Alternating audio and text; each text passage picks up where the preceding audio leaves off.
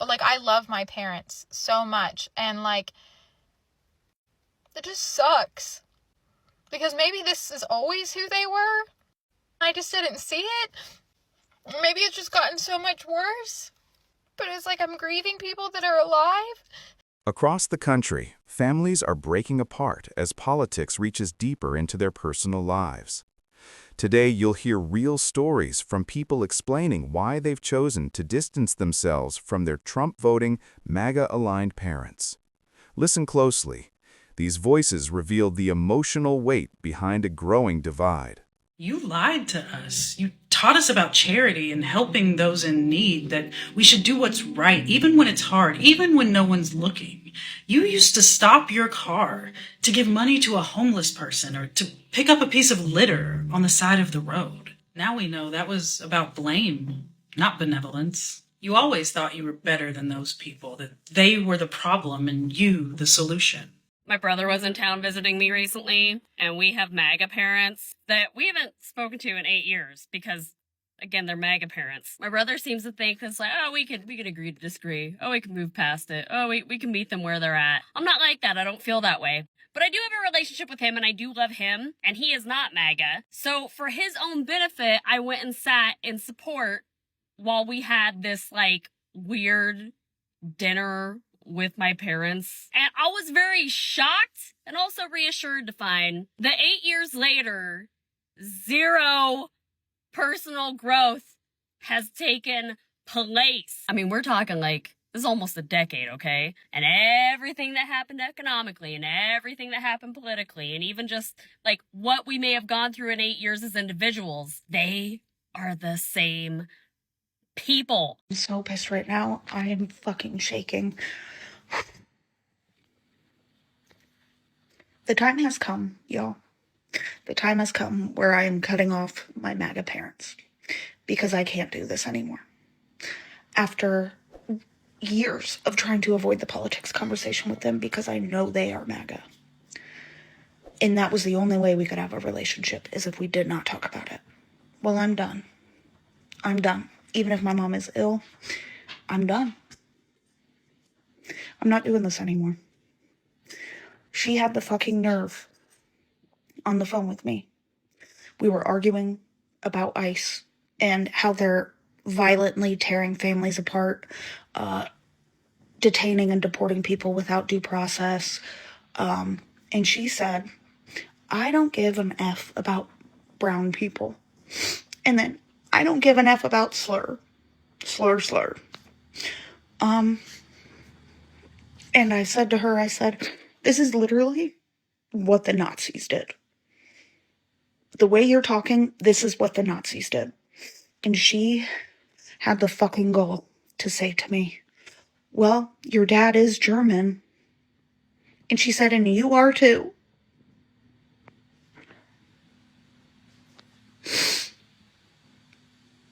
And I said, but my kids are going to grow up with empathy. And I hung up on her. And I'm about to block her because that's it. That's it. My parents did vote in their best interest, and I almost think that's worse. Like, I feel like if they were just really uneducated and didn't understand the impact, maybe it would be like a little less shitty. But they're very aware, right? Like my family is very wealthy, or my parents are very wealthy. And so they did vote in their best interest. They prioritized money over people. And that is really hard for me. And also to the point where, like, they are so pro Second Amendment that I feel like even if it was my school that got, or my husband's, I don't think that would change their mind on legislation at all. My mother is a MAGA boomer. About 2 years ago, I was arguing with her about January 6th and how terrible it was. I brought up how those people built gallows on the sidewalk to unalive Mike Pence. She looks me in my face and says, where'd you see that? And I was like, on every legacy news media outlet, Mom. Like, it happened. She 100% honestly told me she had never seen that. So I pulled out my phone and I just Googled it.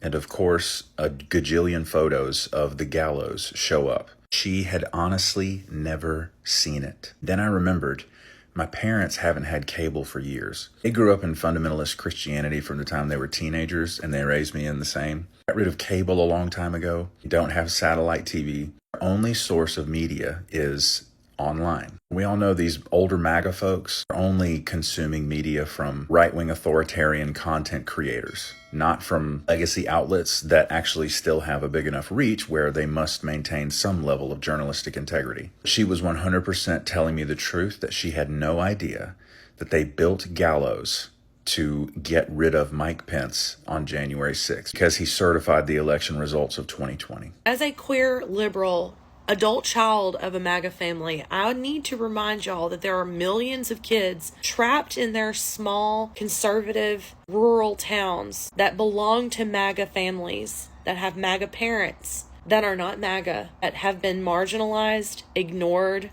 and harassed by the people that they love most their entire lives, including their teachers, including their friends, including their pastors, including their family members. Nothing about the way that those people voted says that that child deserves to be harassed or deserves to suffer. That child also does not deserve to be labeled as a MAGA because they have MAGA parents. If I would have said to my mother when I was a child that I thought that everybody from a different country was a bad person and deserved to be deported, she would have smacked the shit out of me. If I would have come to her as a teenager and said that I was thinking about dating somebody who's on tape talking about grabbing bottoms and hanging out with PDF files, she would have smacked the shit out of me. If ever in my life she heard me mocking a disabled person, considering she has a disabled child, I have a disabled sister, she would have smacked the absolute shit out of me. Now, friends, guess who voted for whom in these last couple elections? Because I'm sitting here trying to understand where that disconnect came in. Because what I am out here doing is fighting for the values that were instilled in me by somebody who no longer has them. Not only no longer has them, while I am out here fully ready and willing to die for these rights and values. She would unalive me, her daughter, because she is now against these things so much. So there was a violent ICE arrest made in my hometown, and I don't want to completely dox myself here, but it was it went viral, and it was heartbreaking. And the actual arrest happened on the road that I used to live on, about 10 minutes from my house on a country highway. And I sent this to my mom because my parents are triple Trumpers, and throughout this administration, I've tried to send things that are very unbiased, things that seem extremely black and white. So I sent this video to her and I said, "Hey, did you see that this happened?" And her response was, "Oh my gosh, that is horrific. We need to talk to immigration lawyers," named off a couple of people that we know. And in the text, she said, "People need to be protesting all across this country. We need peaceful protests." I said, "Great, Mom. Actually, there's this huge protest that's happened multiple times. It's called No Kings." And she says, "Oh, well, I've heard about them, and it's full of BS." I said, "Oh, how so?" She said, "Well, Kamala Harris was not duly elected as the Democratic nominee last year. So, and Trump was duly elected. So, which smacks more of monarchy?" And my response was, "Oh, well, you're not part of the Democratic Party, so why do you care?" And she says, "Well, corruption in any form is just so dangerous." So, "Well, Mom, I've got some bad news for you about the Trump administration." And she just kind of brushes me off by saying that, "Well, politics in general, it's about the ideas. Politics is about the ideas. There's always going to be corruption in politics." And it just kind of stunned me because, I've sent her different things through the year, and nothing will shift her.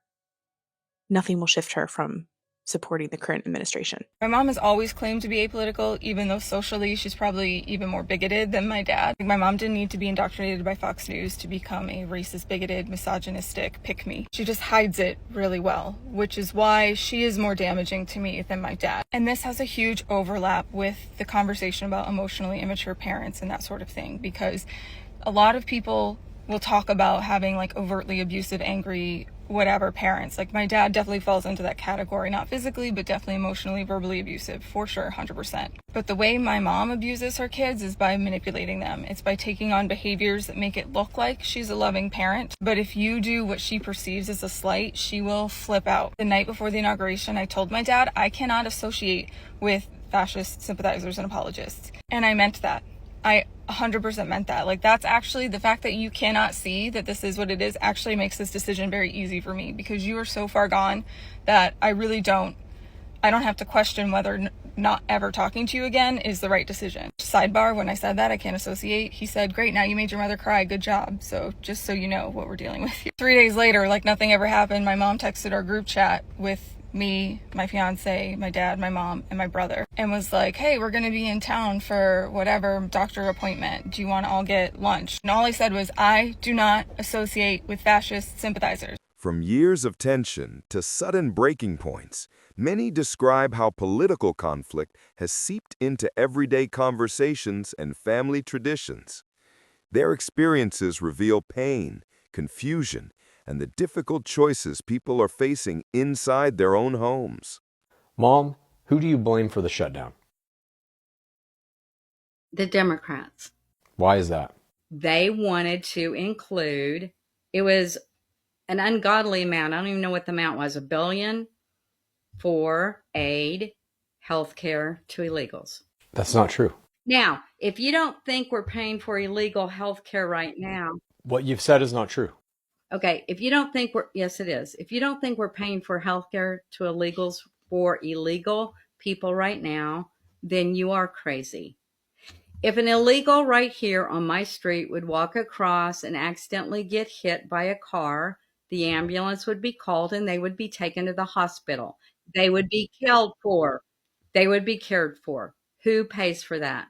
The American people. Who pays for it if it's somebody who's uninsured but a U.S. citizen? The American people. It's been about a week since my ailing mother put her hands on me and slapped me across the face. And I took my child and most of our possessions, everything that would fit in my car, anyways, and left in the middle of the night. Because there's one thing for certain, two things for sure. You absolutely have me fucked all the way up if you think I'm going to still have my child in your life and you're going to put your hands on me in front of him. And it's funny because my mom pulled the guilt trip on the way out while I'm taking all of my things and said, am I allowed to say goodbye to him? Am I allowed?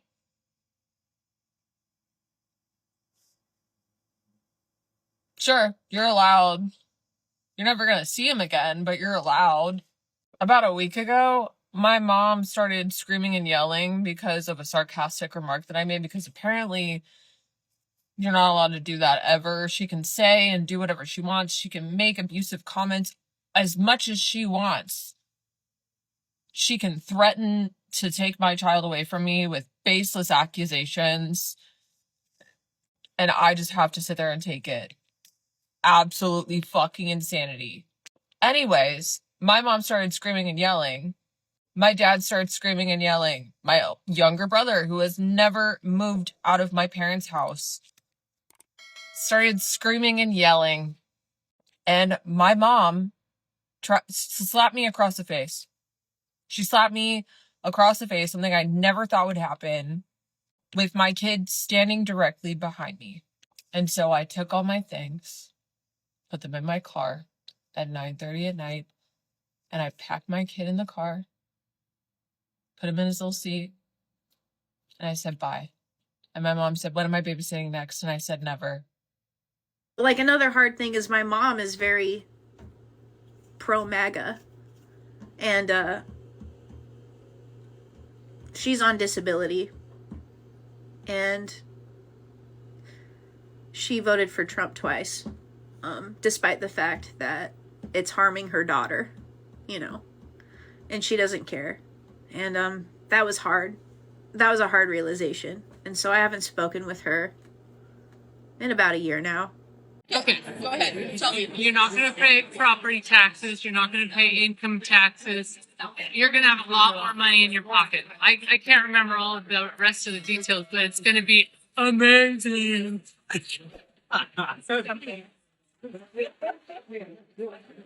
My MAGA mom just left my house a week ago after being here for 3.5 weeks.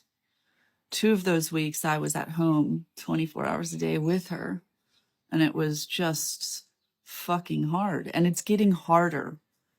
It's getting harder.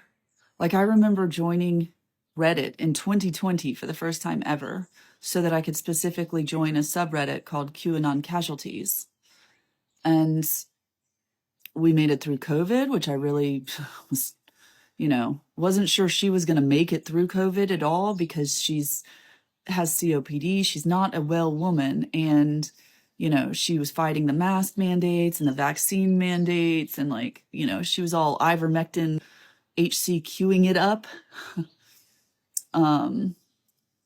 But so I was fearful she was even going to make it actually through COVID, but she did, because the one thing she has going for her is that she is virtually isolated in a rural area where she lives. But with Trump 2.0, it is just getting harder. And I want to avoid politics. I try so hard to avoid politics with her, but within her space, she's as well informed as I am within our space. If you can call it informed, I mean, she's well informed for what is being printed on the Daily Caller and being talked about in Fox News and Newsmax and all the fucking derivative offshoots that came from Rush Limbaugh turned Fox News turned, all the bullshit. So she's well informed on that, but it's just like it's rotting her brain, and she doesn't recognize that, obviously, at all. And as we descend into some dystopian hellscape in this country, and I feel like it's not really even safe to stay in this country, it's harder to deal with her, but Hunter Biden's laptop bullshit. It's more difficult to hear about a $40-50 million job that he had with Burisma and give a fuck. It's hard to deal with the $5 million for the big guy in China as we watch $400 million planes be received from Qatar, and this cryptocurrency. I mean, just open raw corruption, like right in our face, and all of the destruction that he's doing, things that feel irreparable. I'm still hopeful that we can claw back from the edge of insanity, but it's just getting harder with her. And I don't want to talk about politics. I try to avoid politics with her, but it's so difficult when I can't talk to my own mom about my internal mental, emotional state, the things that are stressing me out. And then also things come out of her mouth that offend me. It's so difficult. I was over at my parents' house the other day. I was helping my mom set up her Googles and smart TVs and things because she got new Wi-Fi and she didn't know how to update it. And I don't mind helping. She's my mom. She'll be 69 this year. And she's still significantly younger than the people that are in Congress making decisions about AI data centers, and she doesn't know how to update her Google. So that's a terrifying thought. But anyways, I had to go to her pictures to see her old Google password or whatever to update the new Wi-Fi. And the screenshots, it was just one Facebook misinformation meme after another Facebook misinformation meme. And it wasn't like I was trying to even find things to upset me. It's just there. And I even got my hopes up for a second because she had screenshotted like an entire article from our local paper about SNAP benefits being cut, only to the very next one being, if you're upset about your SNAP being cut, you can blame Democrats for wanting to give health care to illegal aliens. And I just started to cry. And like, you have to understand, these people raised me.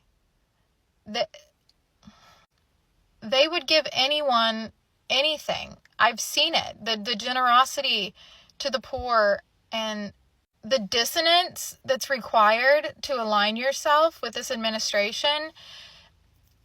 There is no other word but cult. There really isn't. There's no statistic I can send them, no article I can send them. There's nothing I can tell them. They have an answer. And it's so funny to me. I held it back and I was like, you know what? Every fight I've ever had with them has ended poorly. I'm never gonna change their mind on anything. They have decades and decades of white Christian nationalists feeding them theology and decades of Fox News feeding them propaganda. They're goners. But they're my parents. And it's hard. But like, I love my parents so much. And like, it just sucks. Because maybe this is always who they were. I just didn't see it. Maybe it's just gotten so much worse. But it's like I'm grieving people that are alive. And people make jokes like, you just gotta cut out your MAGA family. It's not that simple. And maybe it is for some people, but I'm so codependent with my parents, and I just want so desperately there to be one scripture verse or one video or one thing that'll just like flip a switch. Let them see that they're not living like the Christ that they raised me to love. They're hurting real people with their beliefs. They're hurting me. It just sucks, bro. It just sucks. The stories shared today remind us that political division isn't just happening online. It's unfolding at dinner tables, during holidays, and within lifelong relationships. These voices reveal how deeply people are affected when their values collide with those closest to them.